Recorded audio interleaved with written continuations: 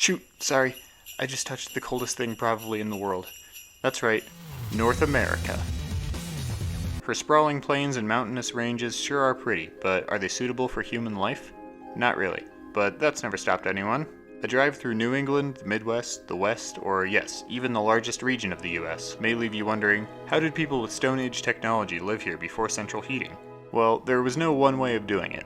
The indigenous people of North America are not a single people. There are hundreds of reservations in America today, and that's down from the thousands of historical tribes, cultures, and language groups, so obviously there are more than a few ideas on how to stay warm. Since I can't talk about them all, let me tell you about a few particularly interesting ones. The Iroquois were, and still are, those bald-headed fricks from upstate New York that invented the Mohawk, or that the Mohawk was named after, fun fact. If you don't know what upstate New York looks like in the winter, take a quick look. Oh my god, Jesus Christ! So why? How? Who would live here? I can only answer how, and the answer is a work of architectural genius known as the Longhouse. Basically imagine if you had a room, but instead of being short, it was long. Then imagine if that was your house. That's a longhouse. The part that makes it good at keeping you alive, though, is that not only is the house long, but 20 families all live together in the house. This means that through the winter, when God's icy wrath has descended upon the land, the warmth of 19 other families' breath, bodies, and fires are all there to spite him with life-preserving heat. Some cultures even use some types of longhouses as meeting halls, and even saunas. Just be sure to only open the door if you're getting or coming back with food, or, you know, you're not making any friends, you know what I'm saying? Please laugh. Another building of note, and one you'll likely recognize, is the teepee. These are often associated with all American Indians, but in reality they were mostly used by people groups of the Great Plains, here.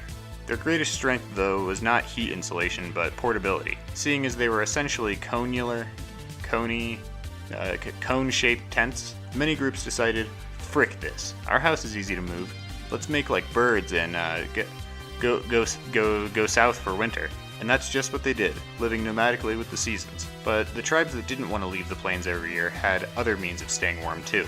Nearly every tribe of the plains hunted bison, and even though they were untamable, they proved such a useful animal that groups were able to build their entire lifestyles around them. Need a new winter coat and some steak for dinner? Chase a bison off a cliff and enjoy the incredible luxuries of a bison's winter coat. That's right, they grow extra fur for winter. Yes, it's convenient. Yes, it's cute.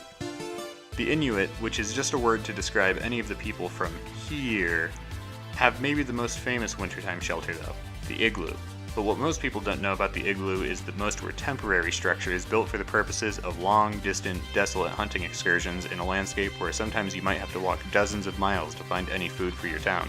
Most cultures' permanent residences were constructed from things like whale bones and animal hide. But that's not to say some cultures didn't have permanent igloos. There are generally considered to be three types: small, medium, and large. Small usually being for 1 to 3 people and almost always temporary, medium being for a family or two and usually permanent, and large ones being with multiple rooms or just being multiple igloos connected by tunnels. These could be temporary or permanent, but they were usually something like community buildings or made for one-off celebrations. Inside, the insulation provided by the snow could mean you and your buddy's body heat alone could bring the temperature up to 60 degrees Fahrenheit.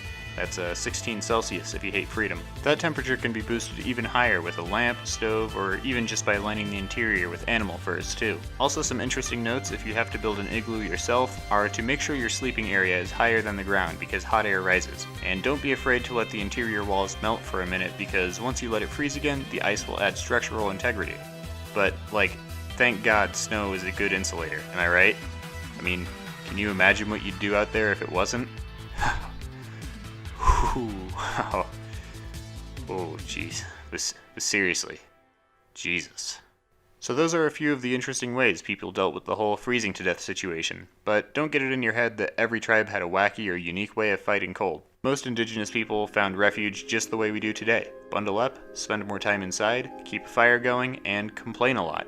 Except for when you go somewhere with an ever so slightly warmer climate. Then act like this is nothing, and refuse to dress properly for the cold because you crave attention and don't understand that a humid 60 degrees feels worse than a dry 40 degrees, you piece of shit.